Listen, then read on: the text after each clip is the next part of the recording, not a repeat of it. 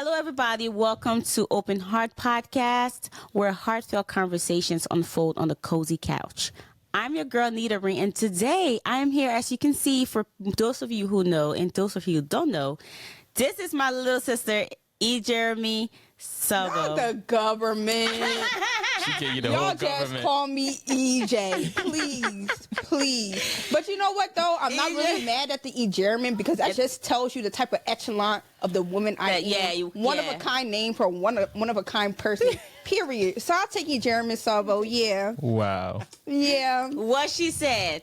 But anyways, tell them a little bit about yourself. I'm 25. You know, it was a long time for me coming on this podcast. I've been begging my sister for me to come on, but you know what? Here I am. The star has arrived, and you know, I'm just really excited to be here. You guys are gonna be seeing me. I told them to hire me. I'm about to be doing makeup before every episode. I'm a makeup artist. Look at the face, and you know, I'm just excited to be a part of the team. And you're an artist. I'm an artist. I'm a jack of all trades. She does everything. music, a little bit of music. You know, dabble in a lot of different things. You know, She's just a creative. She's just a creator. You know, I'm a creator. She is a creator. To say the least. As you can see, we have my co-host, Erasmus. Her man, Mr. her Garment man. Creation, and my man. Yes. I'm back here, so y'all hear me in and out. I just wanted to be in, so I'm way back here in the cut. You feel me? And producing the show. Well, so guys, are you ready for the topic for today? Let's go. What's the topic? So the topic for today, guys, is accepting people for who they are. Ooh. So have you guys had to accept anyone for who they are? I'm learning. I'm currently learning. I'm currently learning. So before, like, how did you handle it? I just cut people off. Ooh, like, I'm solid. not gonna lie. Like, I just honestly, like, for me, like, I've always been the type of person where I'm okay in isolation. Like, I'm okay. Can we just get it? Whatchamacallit? Just note that she's a Libra as well. I'm a Libra. So we're the scales. We're all about balance, and justice. So it's like justice. It's really all like we're all about balance and justice. So I feel like, bro, you do something. Checks and balances. Yeah, checks and balances. For real. You do something to play with me, especially if it's something that I would never do to you. You're gonna feel it. First, I'm gonna get my lick back, and then I'm just cut you off. So completely. you're vengeful. I am. I really am. I'm learning that too. I'm petty. I'm very petty too. for sure. I'm petty. So how about you, babe? I mean, yeah. Sometimes I just accept people for who they are, but I move on. So like you accept. So basically, you're saying you love them from a distance. Definitely, I would I keep you at arm reach because it depends what I'm loving you for who you are for, right? Because sometimes different levels. Yeah, there's levels to it. There really is. Right, there's levels to it. You might have to love someone for who they are to leave, or love someone for who they are to stay. You know, That so part. you got to decide, who they are. But most times, I'm loving you for who you are because, hey, I can't change your personality. I try to change your behaviors and it didn't work out, so I'm going to just let you do you, and I'm going to be over there where my energy is good. Okay. So you guys believe that some people are just born a certain way, like behavior-wise, or is that something they pick up along the way growing up?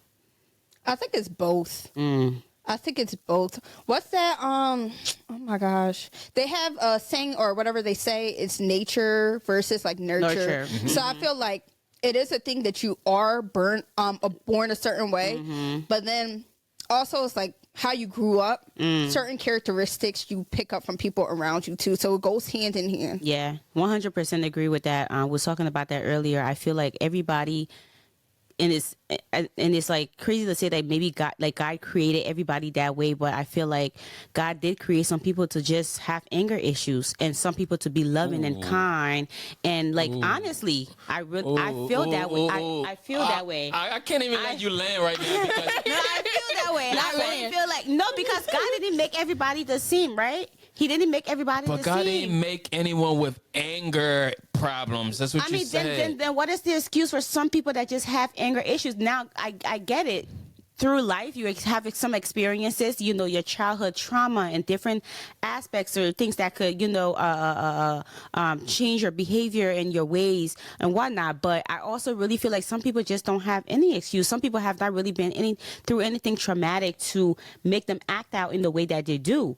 So I really feel like that's like an innate personality that you have. You was born that way, you know? I feel like it also has to do with like your psyche and how you as a person like deals with stuff. That's how it's you like, was born. For example, it's like they were doing a study, and it's like, kind of not to get off the topic, but there could be two people that get raped, so they're both rape victims, and one person is going to go ahead and advocate for that so it doesn't happen to other people, but then the other person goes ahead and they rape somebody too. That. So it's about your psyche too. So it really differs person to person. Yeah, it does. It really happens.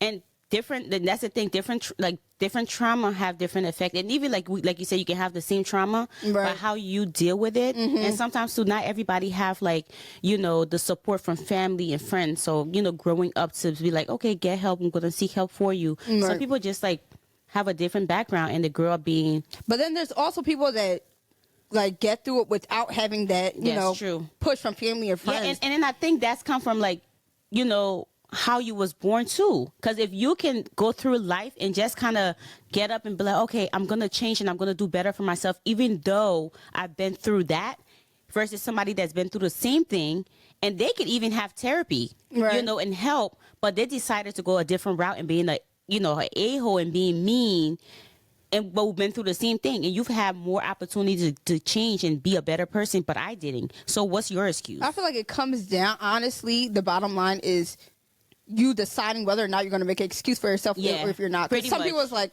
some people are like I said, the same thing will happen to them, but they're going to push through it, and it's not, you know, they're actually going to use that trauma to push them to get further in life. Other people decide to have like an excuse for themselves. Oh, well, this happened to me, and oh my gosh, my mom was like this, so it's okay with me being mediocre. Yeah.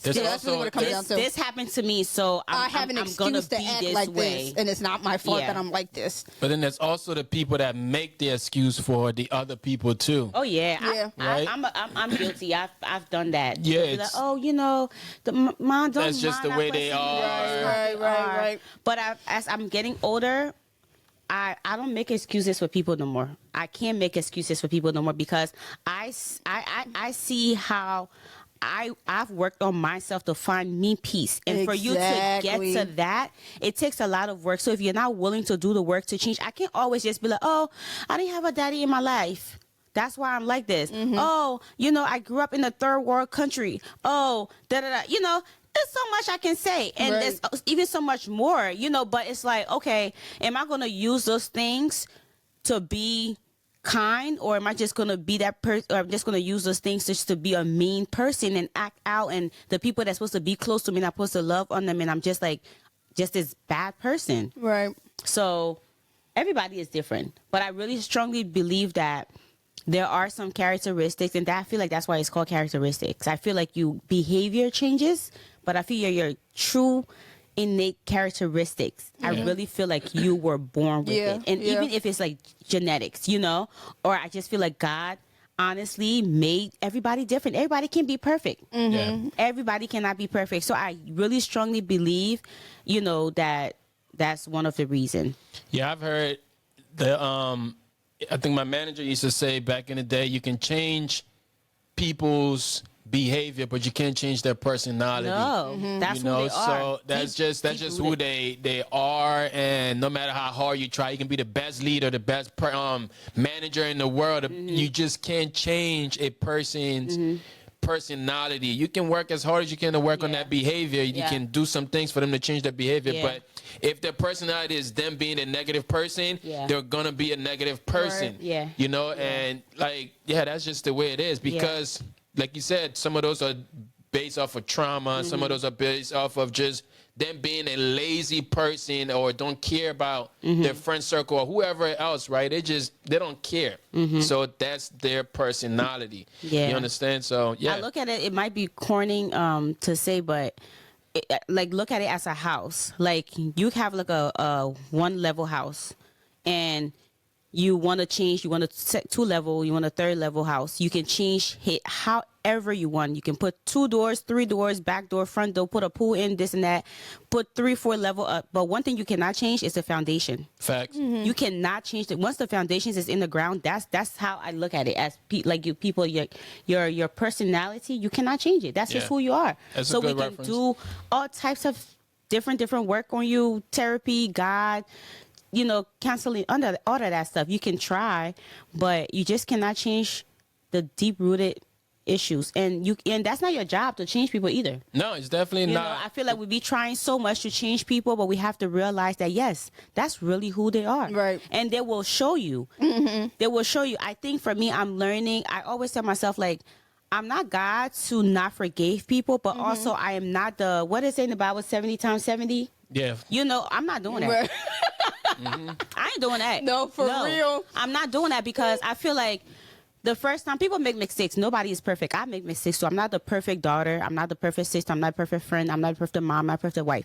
None of that. People make mistakes, but what do you do after you make that mistake to change, to make that person like, listen, I heard you when we talk or whatever, like, I'm going to try to be a better person and move on from that. So if you keep doing the same thing to me over and over and over, and I give you maybe about 3 times because I love you so much. Exactly. Just know, like baby girl or baby boy.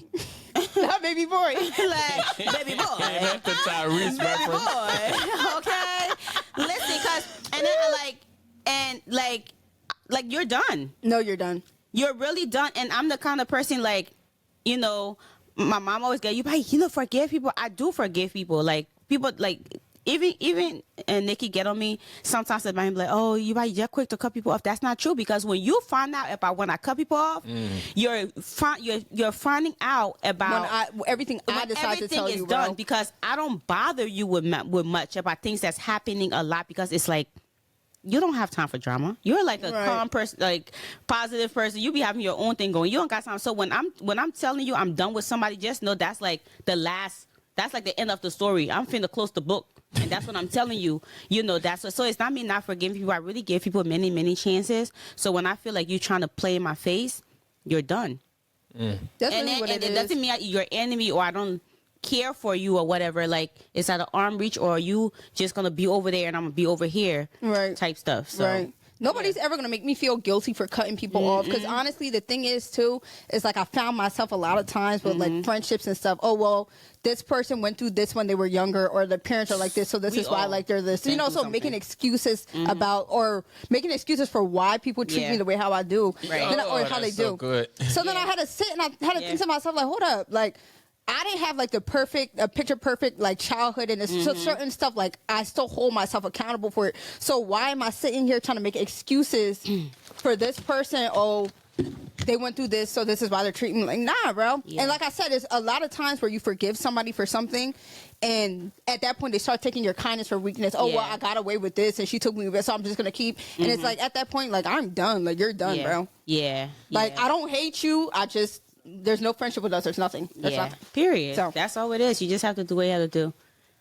Take a quick break. Hi, babe. Wait, come give me my flower in the video here. I want to see. Look, my friend, give me flower. Cause friend, give me babe. I cannot. Oh wow. Oh, guys. It's just my friend just came over. She's brought me flowers. So happy for you guys. Oh, thank you so much. Speaking of friends, guys, my friend just came over. My sugar plum. No, I cannot. Oh, it got flowers on it too. That's cute. Oh, period. Thank you, friend. See y'all. Thank you so much, babe.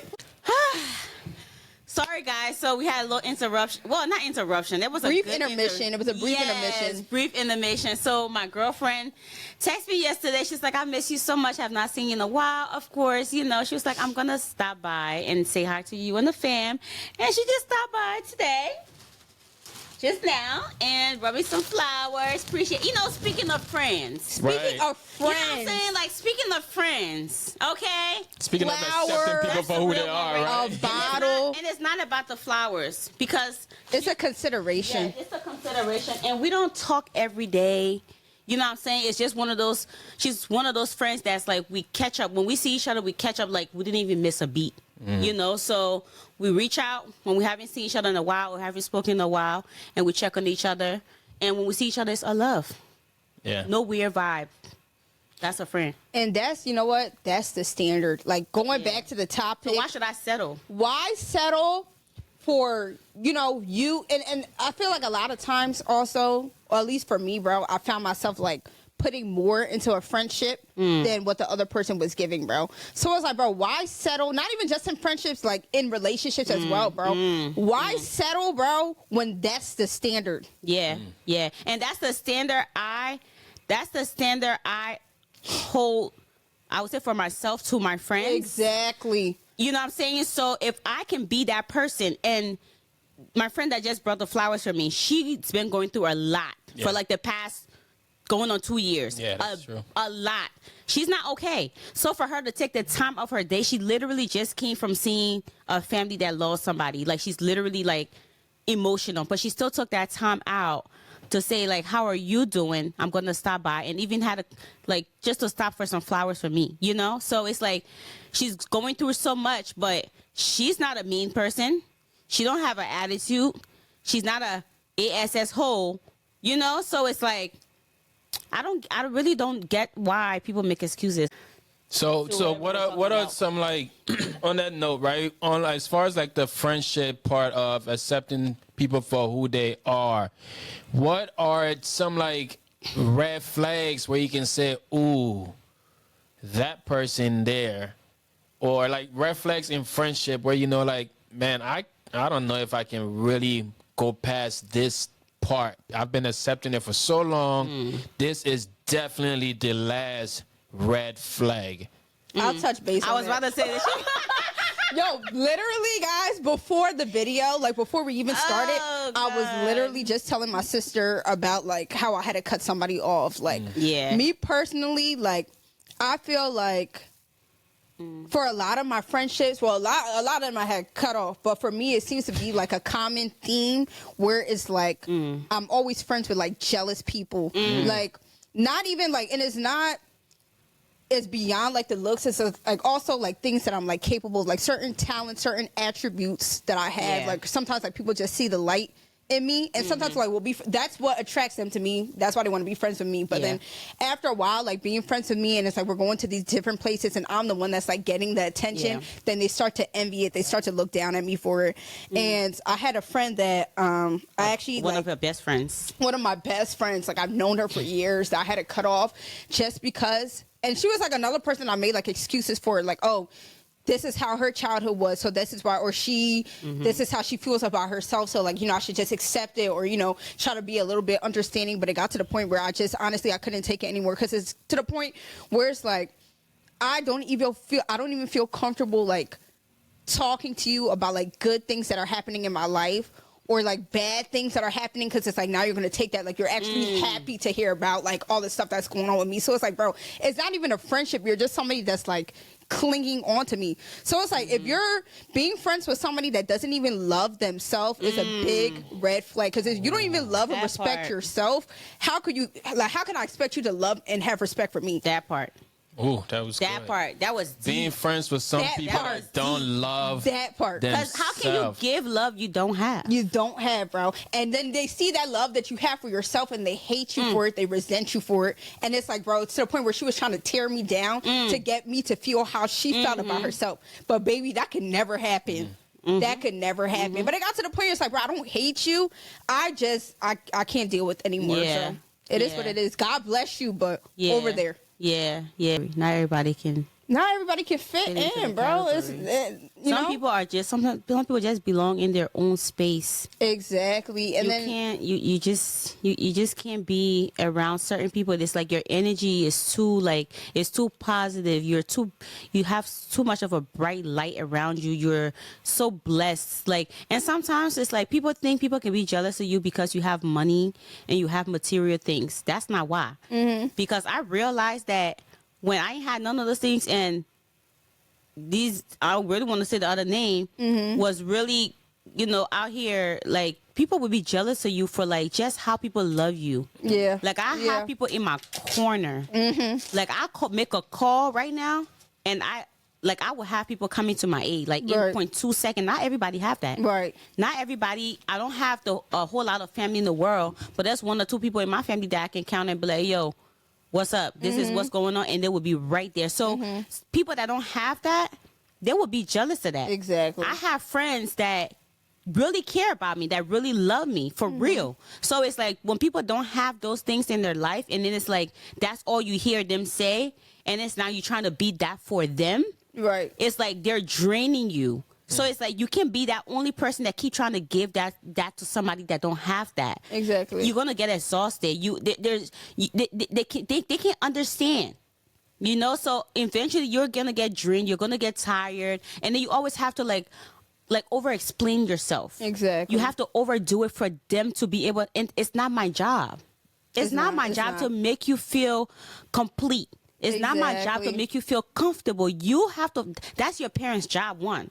And if you can't get that, you need to go seek help from God. Pray about it. Make a change, because I can't give you that. Exactly. So we've talked about friends. We've already established that. So now, what are your thoughts with family members? Accepting your family members for who they are, because family members are your biggest haters. That's where it starts. It starts from home. Okay? It starts from home. Trauma starts from home. Hate starts from home. Bullying starts from home. Like, a lot of times, So how do you guys feel about accepting a family for who they are? To be honest, I would say, me personally, like how I said, like, sometimes, like, for my friends, like, I'll cut friends off. I feel like, honestly, I like tend to cut family members off quicker, just because it's like, bro, I hold you to a higher standard. At least, like, for a friend, bro, it's kind of like a stranger. I'm not really expecting that much from them, but like family, like, I hold you to a certain standard. So it's like, bro, once I feel like you're doing something, or you're trying to, I don't know, like, make me feel some type of way, bro, at that point, like, I'm just really done with you completely. Yeah. But also now, like, I'm learning to, like, family is family. So it's like, I know, like, a lot of things that I do is not right, or whatever. So it's like, if I expect, like, my family to, like, look past certain things that I do, and, like, not my best moments, that I have to start having that same mindset too. So it's sort of like, it's still a learning process, but I'm getting there. Yeah, it is really, it's harder for family, because that's your family. Exactly. It's harder, and I think we make the most excuses when it comes to for our family, and it takes a while. But with family, I think at the end of the day, it's not so much of cutting them off. You just have to love them from a distance, because no matter how much you cut a family member off, some way, somehow, you're going to be connected. You're going to have to see them. You're going to have to be in the same space with them. And really, you're not bothering me. Like, I can be in the same space as you, and we can be here to support our cousin or our sister or our mom, and we still don't have to have, like, a close relationship because of who you are. And I don't want to accept that. So I refuse to be that close to you. So, and it even goes for friends too. Like, y'all can be in the same space to support, somebody that you mutually care for. Right. Be in the same space is not an enemy. So it goes for family. It's just harder for family, because, like you said, you have a higher expectation for them. So it's like, sometimes it is kind of easy too sometimes, because I will make an example of you just so people know not to play with me, because if they can see that I'll do that to a family member, like, don't play with me. But also too, like I said, that's not something I do, like, I don't just cut people off just to cut them off. I have, like, a legitimate reason, and because I just feel like it's not good for me anymore. So it has to be like it has to be at an unhealthy place for me to really take that step and be like, you know what, that's it, I'm walking away. Right.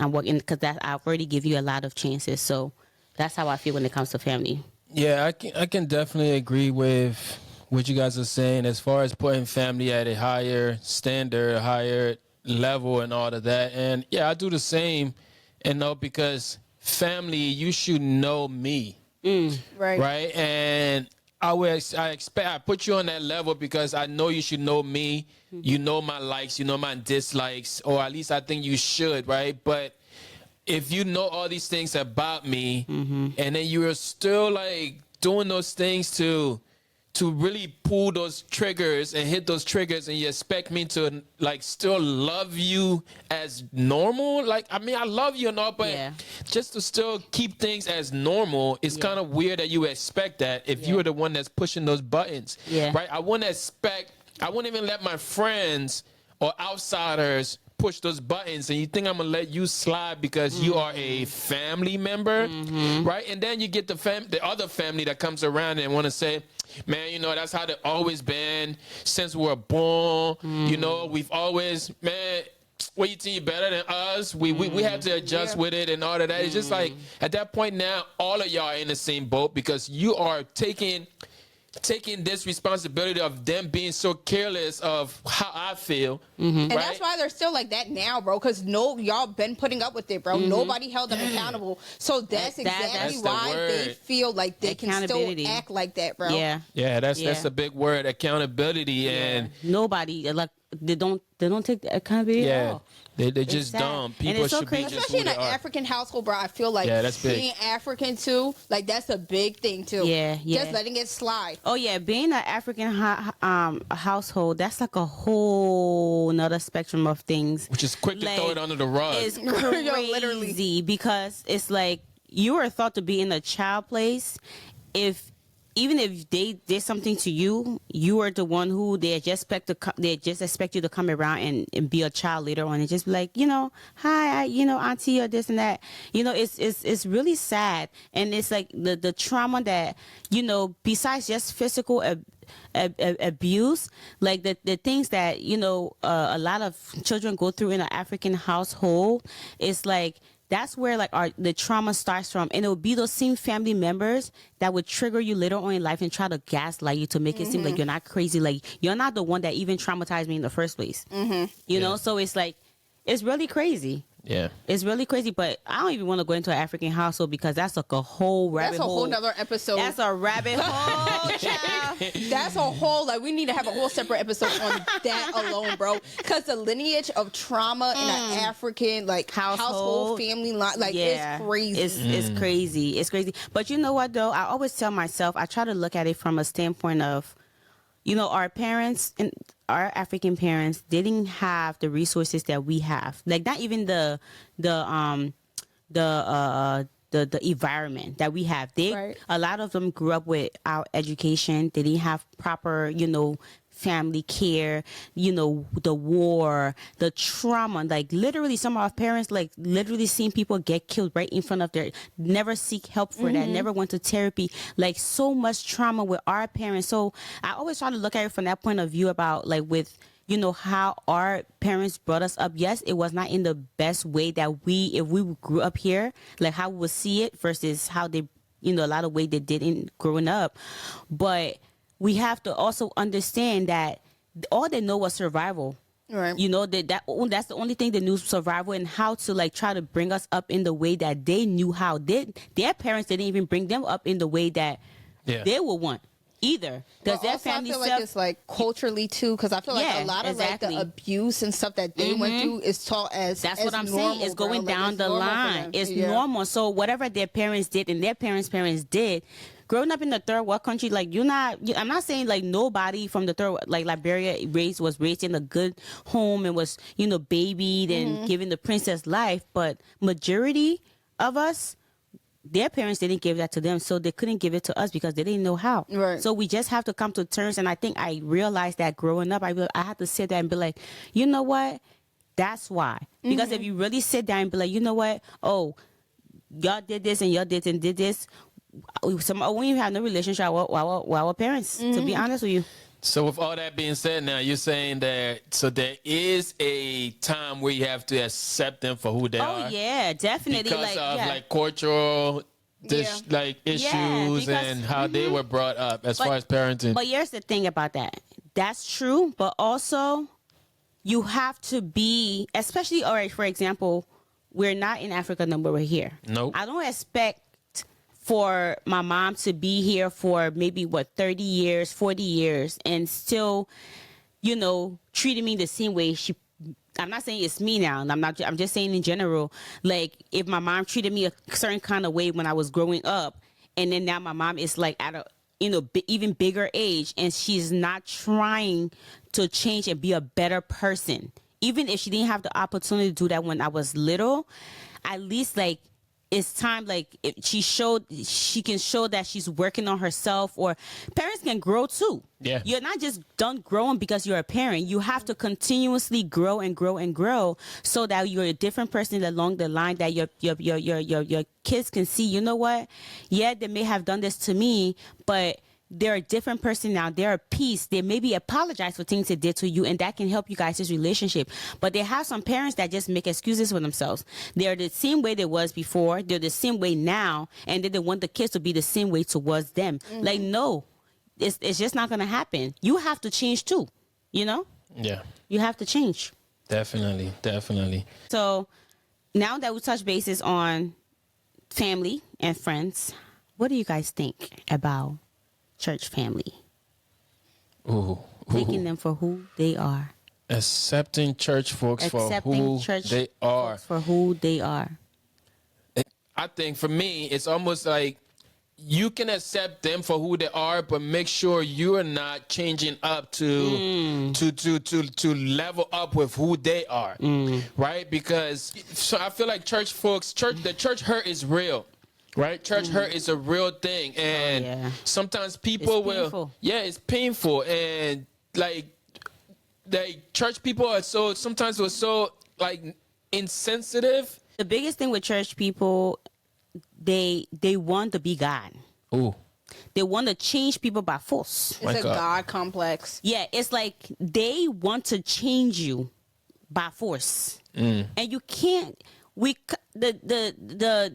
come to church to accept God, and the only thing you can do as a church family is just support us, because everybody the path of getting there is different.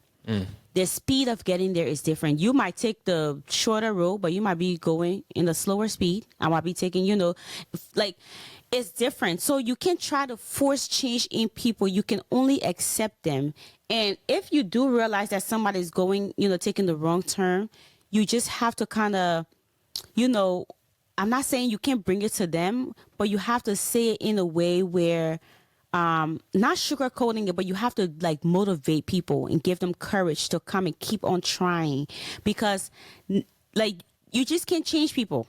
And I think that's the problem with a lot of church people. It's like, oh, I want you to be saved as fast as soon as possible. I want you to, you have to come to church every Sunday, for you to be same as, that you are. And I'm not saying you can go to church every Sunday. You should go to church every Sunday. But I'm saying a lot of times when people will, people will try to force that on you because they feel like that's the only way to it. And then if you don't, they will try to judge you and be like, oh, you can't even come to church no more. Like, it's just the way to go about it. I'm not saying that they're doing anything wrong. It's the way they go about it. But it's just trying to kind of change you, the way, you dress, the way. And I know there's ways that you're supposed to dress to go to church, but I just feel like it's the way, especially let me just speak for African church. So a lot of things I'm saying is more for African church. That's where I go. It's the way African people go about it.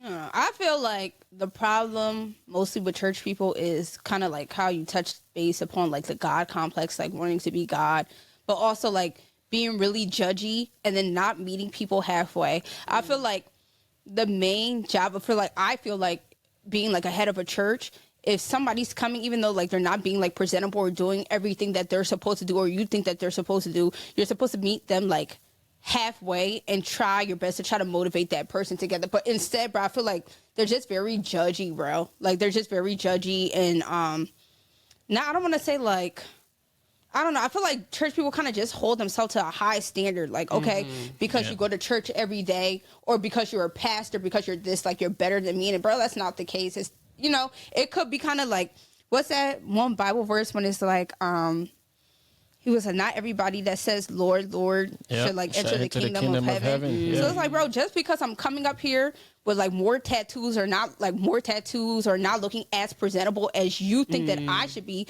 doesn't mean that your heart is more pure than mine, bro. Like I could be doing things the right way more than you are. And it's like, bro, like also I feel like church people have like a certain persona too. Like you come to church, you step in with your hat and your heels, bro. Like you really think that you're that, bro. But it's like at the end of the day, bro, you're a pastor, but you're still human, bro. You're sinning every day just like me. You're not like, you know, you're not better than me. Yes, okay, you're sitting on the podium and like you're in your Bible probably more than me. You can probably, you know, tell me more verses and Bible verses and stuff, but you're not better than me. You're human just like me, bro. You go home, you're gonna take off your tie and, you know, you're still human. Normal life. One thing that church people fail to realize is that Christ himself, right, came for those folks that were sinners.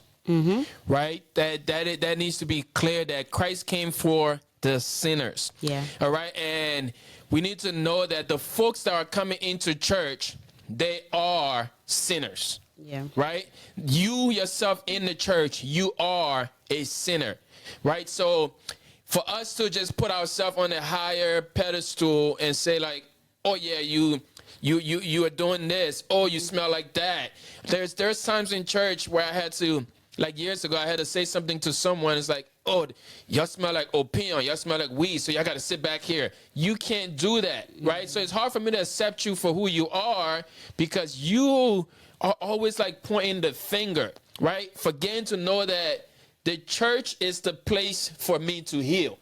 The church is for sinners. This is the clinic that we come to day in and day out. But on the other side of things, there is a responsibility that the church has to address those things. Not so much like point out your sin, but with love. Say it with love. Christ said it with love. It's how they're saying it. It's how those things are being addressed. That's why the church hurt is real. Simply because of the way that message was delivered, the way you said it. You're trying to, you know, like just be straight, cut it right to, you know, I'm not saying play with the sin and all of that. So it depends on what the issue is that we have to address as far as church goers. But in most cases, love should overcome everything. If you're doing it with love, then I can accept you for who you are. But if you are the person that the same old person repeatedly just keep making those smart remarks or doing the things that you know you're not supposed to do, right?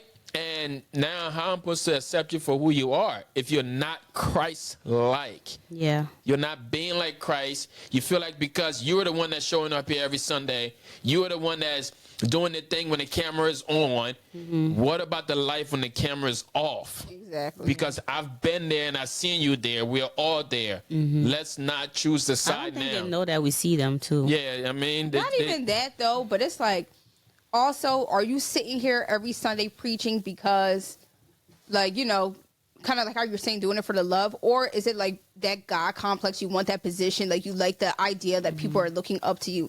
I don't know. I feel like it's just like a fine line too. And also, like, it's a process. Nobody woke up one day and was just, you know, holier than thou to be a pastor. Everybody had to come from somewhere. Everybody, you know, sinned and did whatever they were supposed to do. And God has a plan for everybody's life. So with all that in consideration, do you just accept them for who they are and be like, oh, you know, that church people, I mean, what they can do, so whatever, I'll just, you know, stay here and what that people can do. Do you just accept them for who they are, or do you just like, you try to find somewhere where people are more accepting, not accepting, but where they will, like, you know, nurture your change better than, you know, people that are just like trying to judge you and point out your sin more than trying to help you grow? Me personally, I would go somewhere that, like, you know, is trying to help me grow, rather than going somewhere that's like, I feel like I'm like coming to church to change, and you're being like every time you're coming to church, you know it's going to be something else. Exactly, like you're not meeting me halfway, but you want me to meet you halfway. No. Yeah, how do you feel about that? I mean, I for one would say, no matter what church you go to, it's always going to be that church hurt, right? Like, it's there. Wherever there's people, that's going to happen, right? And so instead of just going or trying to run from the issue, I would definitely, the Bible said, to address it with that brother, right? If there's a situation that come up, you're offended by something, instead of me running to the next church, because there's going to be another brother that is going to offend me again, right? Yeah. The Bible literally tells you to address it with that brother. If you're not addressing it, you're still pretending like, I'm going to say pretending, because you're coming every day, you're pretending like you're holier than thou, you're still worshiping. Christ is not accepting your worship. That's what the Bible says. So instead of me running from it, I'm going to address it. Right? Yeah. And then after I address it, this is still going on. The Bible then say, take it to the elders. So the elders now, I'm talking about the pastors, the leaders. Yeah. First of all, it's a one-on-one between me and you. Yeah. Okay, you said a thing and I felt a little offended. I know you highlighted my sin and all of that, whatever the case may be. And you still continue to do this. I have to tell you, because my heart is not there in this worship today because of that. You understand? So if this still continue, then we got to take it to the elders. If the elders don't handle it, then maybe at this point Meet now, me outside.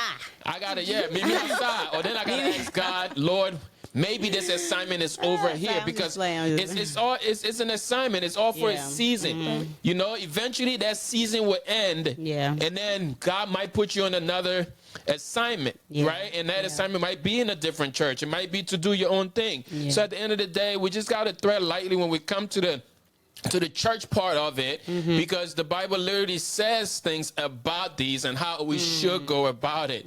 But at the end of the day, I accept people for who they are, as long as it's not affecting me as a human being. Yeah, I think that's like the essence of it all, right? Yeah. Like if it's affecting you, then you have to make a change. You just have to. There's no way around it. Well, folks, with that being said, we thank you guys so much. Thank you, my co-host. It was for a having pleasure, this guys. It was conversation a with me. pleasure. It was a pleasure. I'll be back again. We're having this conversation with me. It was a good conversation. We hope that you guys will tap in next week for the next conversation. Don't forget to watch the full episode on YouTube. Make sure to comment, like, and subscribe, and hit this subscription button. Not the subscription button, but the notification button, so that you don't miss any video. Okay? And feel free to follow me on Instagram, EJ_Salvo. But y'all see me again. yes, Y'all see me again. and you already know y'all see Garment Creation, Erastus Snorer everywhere y'all turn. So y'all know where to find them. Yes, sir. Appreciate y'all. Make sure you subscribe. Y'all can say y'all don't see him, Share this because with y'all see somebody. him. But yes, all right, y'all. Peace and love. See you next week. Mwah.